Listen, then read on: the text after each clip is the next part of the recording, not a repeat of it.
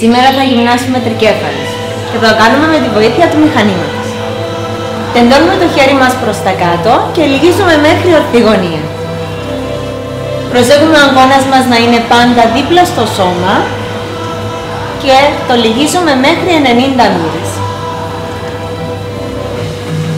Θα κάνουμε γύρω στις 10 επαναλήψεις στο κάθε χέρι και να ξέρετε ότι όταν γυμνώσουμε ένα χέρι είναι πιο δύσκολη η άσκηση.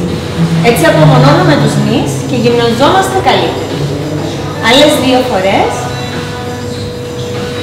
και θα αλλάξουμε μεριά. Τοποθετούμε το σώμα μας σωστά, ευθεία η πλάτη, τεντώνουμε προς τα κάτω και λυγίζουμε μέχρι ξανά ορθή γωνία. Κάθε φορά που θα σπρώχνουμε κάτω, βγάζουμε αέρα, εισπνέουμε και εκπνέουμε. Εκπνοή στο κάτω, εισπνοή πάνω. Και προσέχουμε να μην σκύβουμε μπροστά. Η πλάτη μας να είναι σε ευθεία θέση. Άλλες 2 φορές. Τελευταία.